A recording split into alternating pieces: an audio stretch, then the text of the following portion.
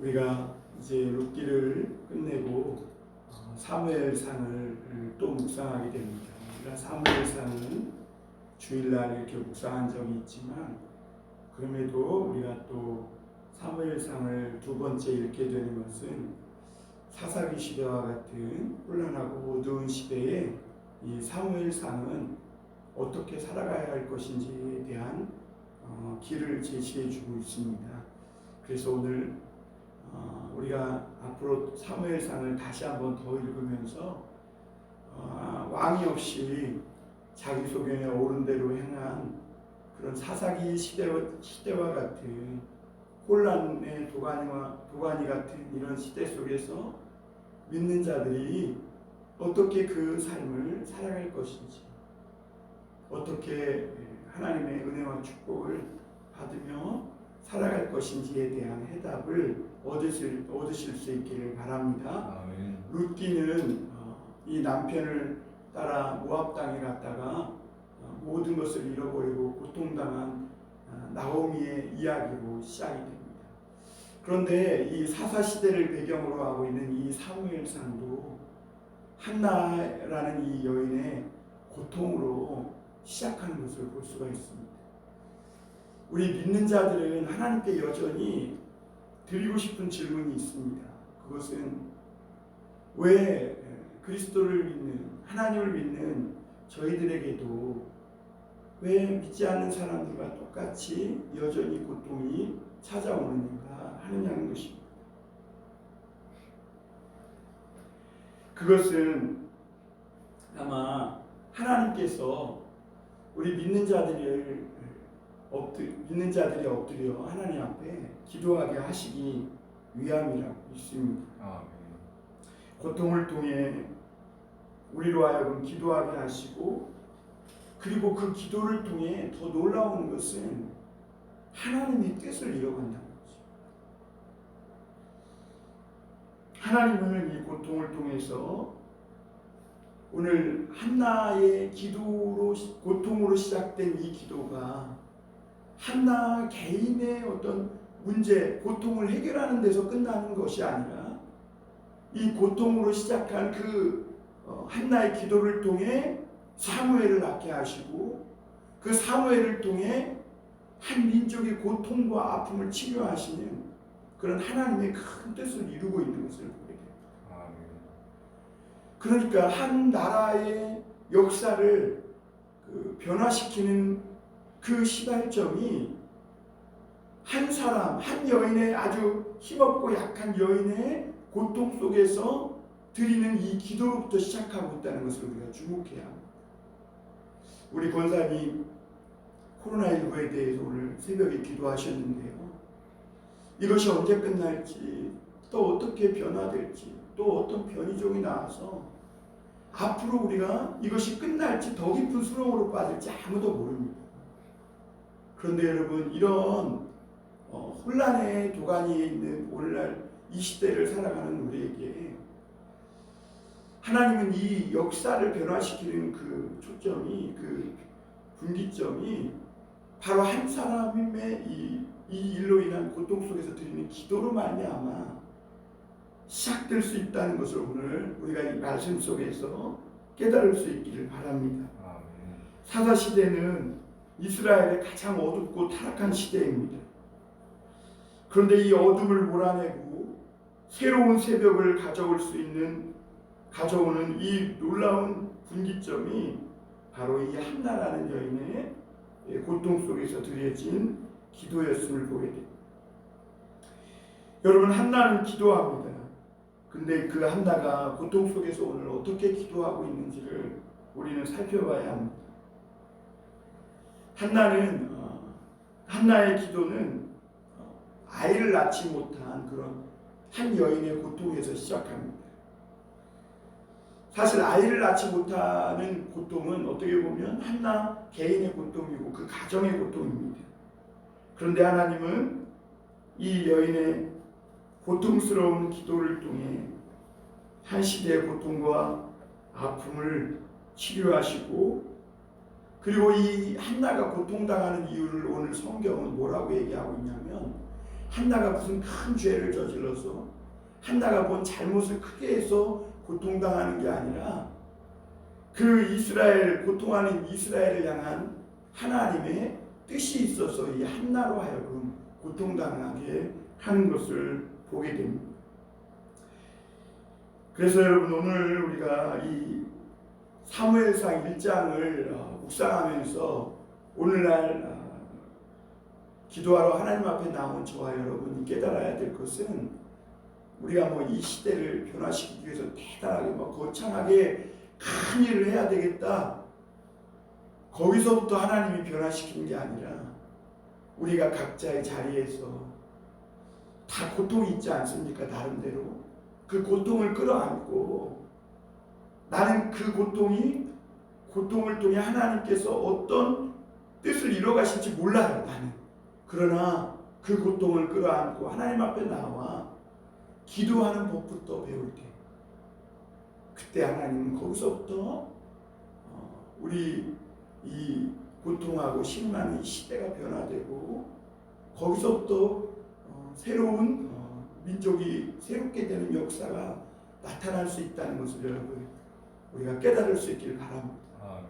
여러분, 오늘 나 개인의 고통스러운 기도를 드리지만 하나님은 거기서 끝내지 않고 그 기도를 통해 더 큰 일을 이루시고자 하는 하나님의 뜻이 있음을 믿으시기 바랍니다. 오늘 이 사무엘상 1장에 보면 한나를 둘러싼 세 인물이 나옵니다. 남편 엘가나, 그리고 엘가나의 부인, 두 번째 부인 분인나, 그리고 영적으로 무지에서 분별력이 없는 제사장 엘리입니다. 이 세 사람은 다 이 한나에게 고통을 주는 사람들입니다. 엘가나도 한나를 사랑한다고 하지만 자식을 낳지 못한다는 이유로 두 번째 아내를 얻어서 이 분인나가 한나를 굉장히 고통스럽게 하고, 그리고 한나가 그렇게 하나님 앞에 열심히 기도하고 예배를 드림에도 불구하고 제사장이 영적으로 어두워 있으니까, 분별력이 없으니까 이 한나의 고통을 위로해 주지 못하는 것이죠. 그런 틈바구니 속에서 이 한나는 어떻게 삶의 길을 자기 삶을 풀어가고 있는지, 오늘 그거를 짧게 세 가지로 요약해 보면, 먼저 엘가나가 이 한나를 사랑하지 않는 건 아니에요. 엘가나가 한나를 사랑하지만 이 한나의 고통 안에는 엘가나의 사랑으로도 채워지지 않는 고통이 있음을 보게 됩니다. 한나는 남편의 사랑에 만족하지 못했습니다. 그것은 엘가나가 한나를 사랑하지 않았기 때문이 아니에요. 오늘 분명히 말씀에서는 한나가 엘가나가 매년제를 실로에 올라가서 하나님께 드리고 나면 그 분깃을 한나와 그 사람들에게는 2배로 분깃을 갑절로 주었다. 그러니까 갑절로 그렇게 준 것은 그를 사랑했음이라 이렇게 말씀하고 있거든요. 그러니까 다른 그 분인나보다도 이 한나를 갑절로 이 엘가나는 사랑하고 있었음을 볼 수가 있습니다.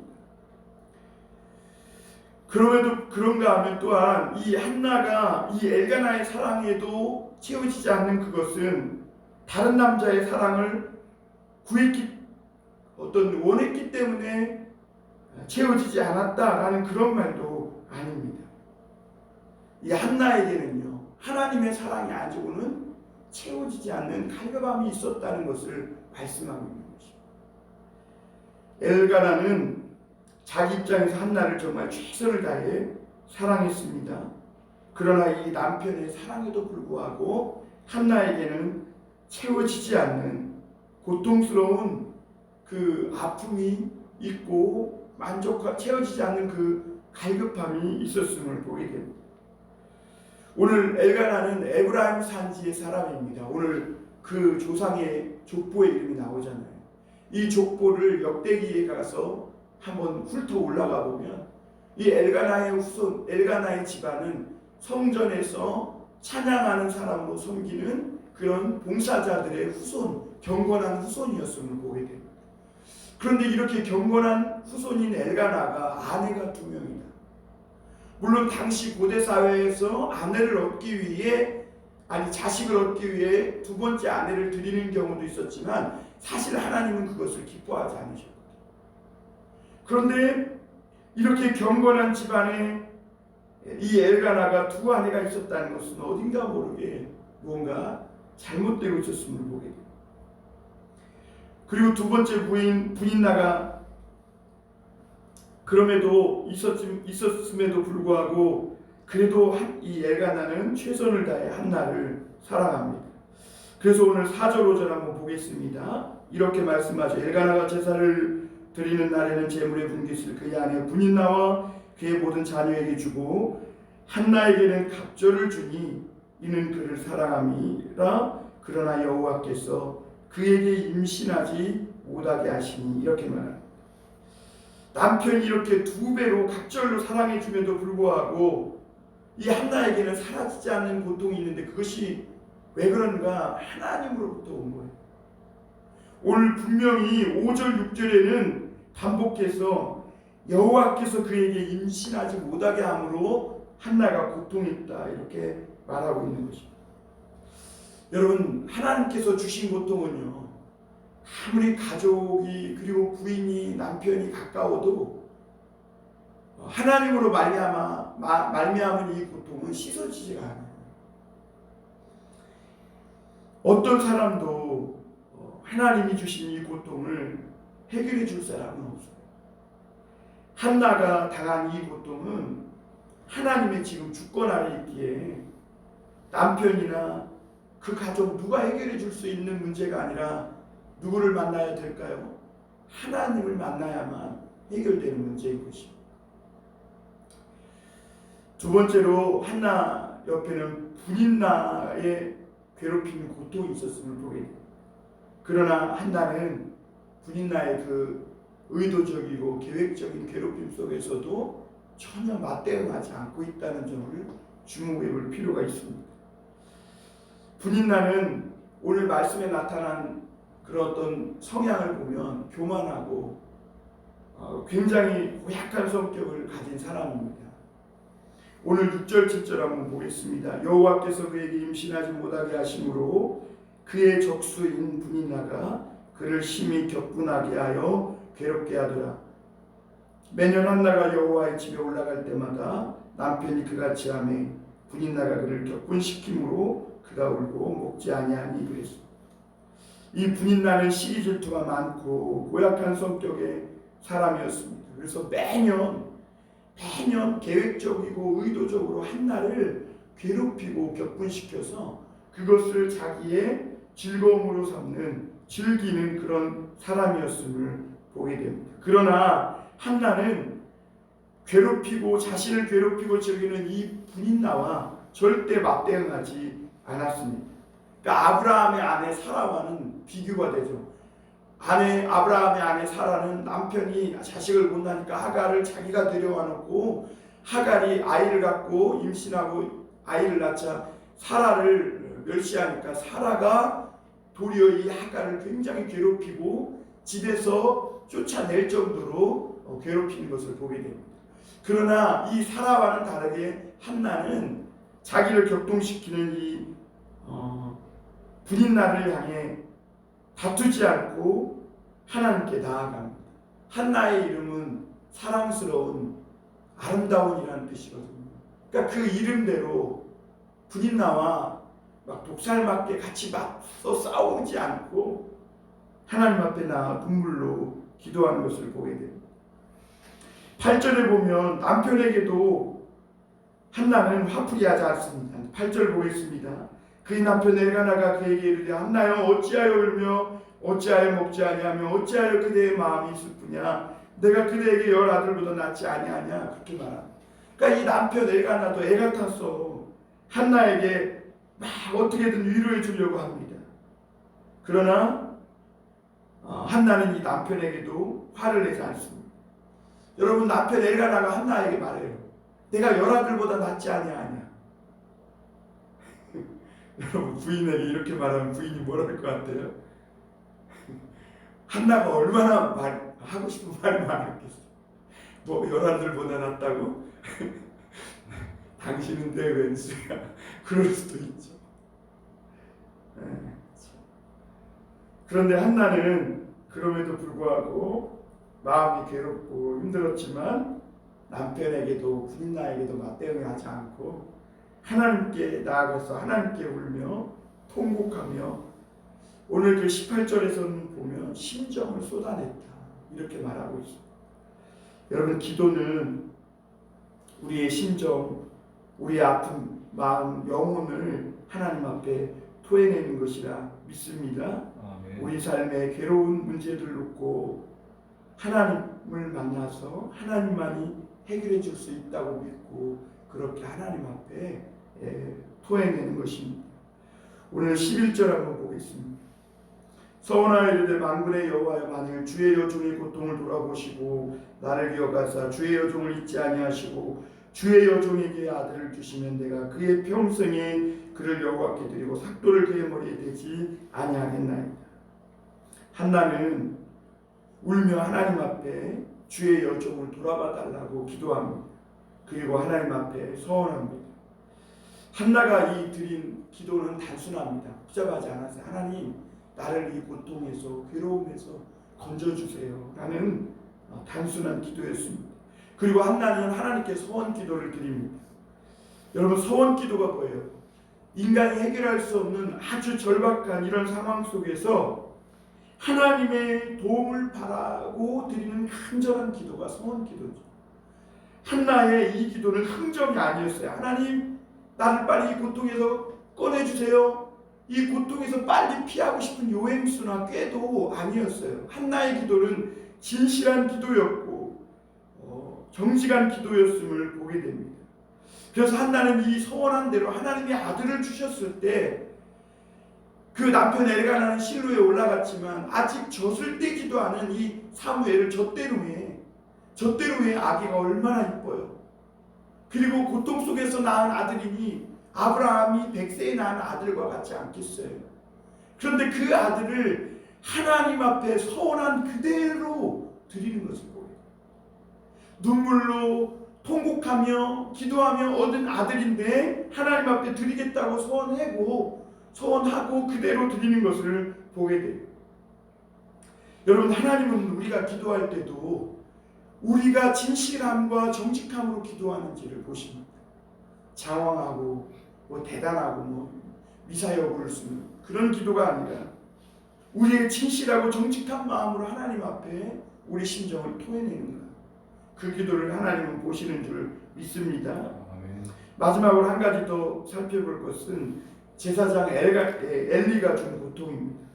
한나는 제사장 이 엘리가 무능하고 정말 영적 분별력도 없는 이 무지한 영적으로 무딘 상황에서도 화내거나 또는 엘리를 비판하거나 정죄하지 않고 엘리가 준 이 하나님의 응답을 엘리가 준 그 응답을 축복의 말을 하나님의 응답으로 받아들였다는 것에 주목해 볼 필요가 있습니다. 이 사무엘상 1장 들어가면서 보면 당시에 이 엘리는 제사장이지만 영적 분별력을 잃어버리고 있음을 볼 수가 있습니다. 그래서 엘리가 오늘 9절 한번 보겠습니다. 9절 같이 읽어볼까요? 시작. 그들이 실로에서 먹고 마신 후에 한나가 일어나니 그때 제사장 엘리는 여호와의 전 문설주 곁 의자에 앉아 있더라고요. 엘리가 어디에 있습니까? 성전 곁 의자에 앉아 있음을 보게 됩니다. 여기서 엘리가 의자에 앉아 있었다는 것은 그가 얼마나 이 영적으로 무지하고 그리고 배부르고 기름이 차서 비대해진 영적으로 얼마나 둔감해져 있는지를 나타내는 표현입니다. 여러분, 의자는 어떤 권력이나 힘을 상징하죠. 엘리는 그 자리에 앉아서 그것을 즐기기만 하던 자입니다. 여러분, 지금 사사기는 굉장히 어둡고 고통스러운 때예요. 그러면 제사장은 어디가 있어야 됩니까? 성전에 가서 기도하고 있어야 돼요. 앉아 있었다는 것은 그가 그 시대의 어둠과 고통을 외면하고 있었다는 것이죠. 그리고 이 제사장은요, 원래 레위기에 우리가 봤지만 하나님이 제사장을 세울 때 어떻게 세웠어요? 너는 서서 여호와 앞에 섬기라 그랬거든요. 서서 섬기라. 그래서 저도 지금 서서 설교하죠. 성도님들은 앉아서 듣고 그래서 서서 섬기는 거거든요. 그런데 엘리가 서 있지 않고 앉아 있음을 보게 됩니다. 그때 엘리의 이 모습과 대조적으로 한나는 어떻게 해요? 고통 속에서 울며 기도하고 있습니다. 반면에 엘리는 제사장이지만 의자에 앉아 있습니다. 4장 12절부터 13절에 보면 이스라엘이 블레셋과 싸우는 장면이 나옵니다. 그때도 엘리가 성전 문설주 겹 의자에 앉아가지고 이 전쟁의 소식을 기다리고 있어요. 여러분, 전쟁이 터져서요 초조하게 그렇게 이스라엘의 운명이 풍전등화와 같아요. 그러면 제사장이 어디가 있어야 돼요? 성전에 들어가서 기도해야죠. 그런데 이 엘리는 의자에 앉아 기도하고 있고 결국에 어떻게 되냐? 우리 4장 18절 한번 보겠습니다. 우리 4장 18절 한번 뒤로 넘어가서 같이 한번 읽어보겠습니다. 시작. 하나님의 괴를 말할 때에 엘리가 자기 의자에서 뒤로 넘어져 문 곁에서 목이 부러져 죽었으니 나이가 많고 비대한 까닭이라. 그가 이스라엘의 사사가 된 지 40년이었더라. 그러니까 이 40년간 이스라엘을 이끌었던 이 엘리가 늘 앉아 있었던 그 의자에서 목이 부러져 죽습니다. 이 영적 지도자의 최후의 모습이 너무 안타깝죠. 그는 이스라엘의 영적인 지도를 맡은 영적 지도자임에도 불구하고 늘 자기 의자에 앉아 있을 뿐이었습니다. 그것이 얼마나 이 사무엘 당시 영적으로 어두웠는지를 보여주는 것이죠. 영적으로 무지했던 엘리야, 그러나 그 고통 속에서 기도하는 한나. 그러나 오늘 이 한나를 보면요, 이 엘리가 한나가 기도하는 것을 보고 독한 술에 취했는지 기도하는 것인지도 분별하지 못할 정도로 영적으로 무지해져 있음을 보게 됩니다. 그러나 오늘 17절 18절에 보면 한나는 그럼에도 불구하고 이 엘리의 말을 하나님의 응답으로 여겼다는 것입니다. 고통 속의 어떤 슬픔과 이 고통의 이 슬픈 기도를 하나님 앞에 드렸을 때 이 엘리가 말한 그 말을 듣고 이 한나는 그것을 하나님의 응답으로 여기고 음식을 먹고 다시는 근심하는 빛을 띠지 않았다. 근심하는 빛을 띠지 않았다는 것은 엘리가 비록 분별력이 없고 영적으로 무뎌졌지만 그의 말을 하나님의 응답으로 믿고 확신했다는 것을 말하고 있는 것입니다. 그래서 여러분, 한나의 이 신앙의 위대함을 보면 엘리의 영적 무지함에 한나가 시험들을 들어서 걸려 넘어지지 않았다는 거예요. 하나님 제사장 엘리가 영적으로 무지하잖아요. 그 이후로 하나님 앞에 나가지 않고 주저앉아 있지 않았다는 거예요. 그럼에도 불구하고 한나는 영적으로 제사장이 무뎌 있지만 시험 들지 않고 하나님 앞에 나아가 하나님의 응답을 믿고 기도했다는 것이죠. 한나의 고통은 이스라엘을 새롭게 인도할 사무엘을 낳기 위한 고통이었고, 그리고 그를 영적 지도자를 양육하기 위한 한나를 그런 어머니가 되기 위해서 연단시킨 하나님의 계획이 숨어 있음을 보게 됩니다. 여러분, 오늘 말씀 마무리하겠습니다.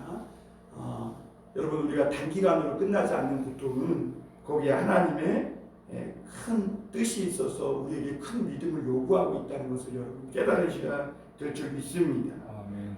그러므로 여러분 더 깊이 더 오래 자신을 바쳐 오늘 한나처럼 하나님 앞에 서원하여 기도하기를 하나님은 바라고 있는 것이죠. 하나님이 주시는 개인적으로 끝나는 고통이 아니었음을 우리는 한나를 통해 보게 됩니다. 그리고 이 한나의 고통 어린 기도가 새 생명을 잉태하지 못했던 이스라엘의 그 고통을 말끔히 씻어주고, 그리고 결국에는 고통으로부터 건져내는 그 사무엘을 낳는 것을 보게 됩니다.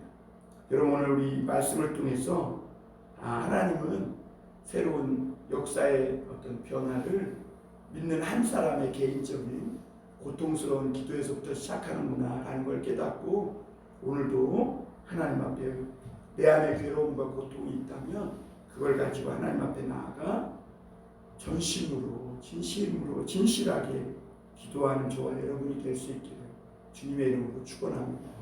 기도하겠습니다.